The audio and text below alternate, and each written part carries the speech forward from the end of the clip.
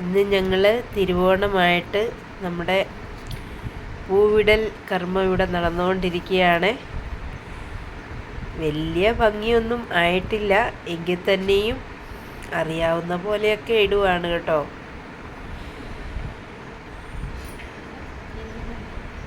നിങ്ങൾക്ക് ഇഷ്ടപ്പെട്ടോ? എങ്ങനെയുണ്ട് കാണാൻ? കൊള്ളാമോ?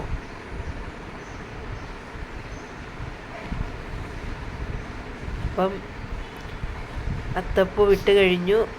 ഇതാണ് ഫൈനൽ ലുക്ക് കേട്ടോ.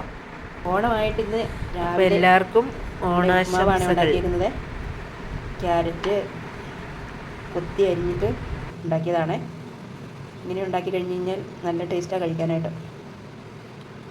അപ്പോൾ അതിനകത്ത് ഇങ്ങനെ ഉണ്ട കെട്ടിയിരിക്കുന്നത് ശരിക്കും നമ്മൾ പൊടിച്ചൊക്കെ ഇട്ട് കൊടുത്തു കഴിഞ്ഞ് കഴിഞ്ഞാൽ നല്ല അടിപൊളി ഒരു ടേസ്റ്റാണ്. ഈസി ആയത് ഉണ്ടാക്കിയെടുക്കാനായിട്ട്. അങ്ങനെ നമുക്ക് വലിയ പാടുപെടേണ്ട ആവശ്യങ്ങളൊന്നുമില്ല.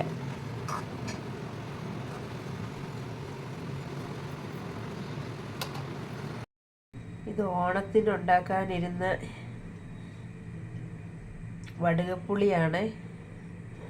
ഓണത്തിന് ഉണ്ടാക്കാൻ പറ്റിയില്ല.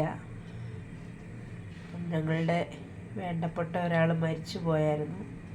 അപ്പോൾ അതുകൊണ്ട് വീഡിയോ പിന്നെയാണ് ഇതെടുക്കുന്നത് കേട്ടോ.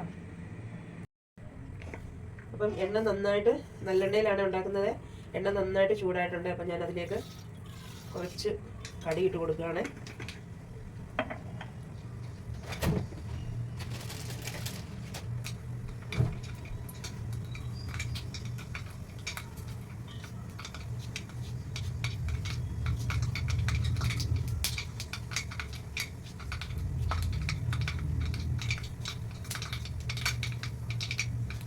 നമ്മളുടെ കടുകൊക്കെ പൊട്ടിയിട്ടുണ്ട്.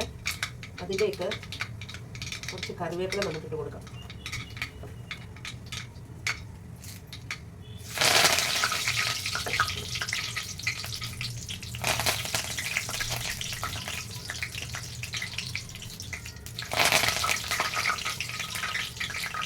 അതിനുശേഷം ഇഞ്ചി, വെളുത്തുള്ളി, പച്ചമുളക് ഇട്ട് കൊടുക്കാം. അത് നന്നായിട്ടൊരു ഗോൾഡൻ കളർ ആകുന്നവരെ നമുക്കതൊന്ന് ഫ്രൈ ചെയ്തെടുക്കാം.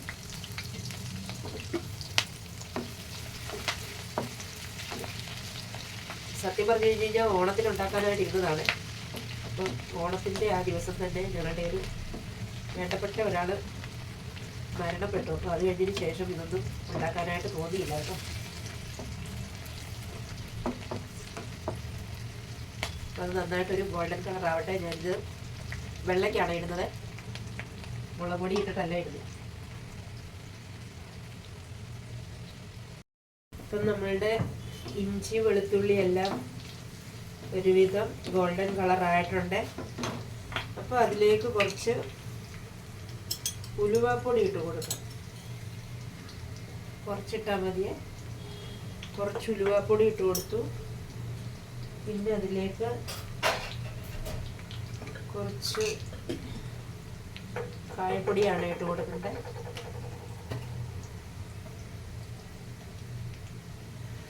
കുറച്ച് കായപ്പൊടി ഇട്ട് കൊടുത്തിട്ടുണ്ട്. നന്നായിട്ട് ഇളക്കിയതിന് ശേഷം നമ്മൾ തൊലി കളഞ്ഞ് ചെത്തിയെടുത്ത് കഷ്ണങ്ങളാക്കി ഉപ്പും മഞ്ഞളും ഇട്ട് വെച്ച നാരങ്ങ അതിലേക്ക് ഇട്ട് കൊടുക്കുകയാണ്. അതിലേക്ക് ഇട്ട് കൊടുത്തതിന് ശേഷം നമുക്ക് ഫ്ലെയിം ഓഫ് ചെയ്യാം.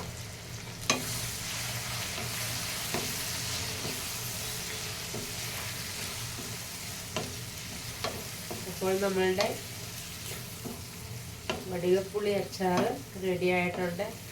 ഇതിൽ ഞാൻ വെള്ളമൊന്നും ഒഴിച്ചിട്ടില്ല, കാരണം ഇതിങ്ങനെ തന്നെ ഇരിക്കട്ടെ എന്ന് വിചാരിച്ച്. ഓണമൊക്കെ കഴിഞ്ഞില്ലേ, അപ്പം നമുക്ക് ഇതിനിപ്പം അല്ലാതെ യൂസ് ചെയ്യാമല്ലോ എന്ന് വിചാരിച്ചിട്ടാണ് വെള്ളമൊന്നും ഒഴിക്കാതിരുന്നത്.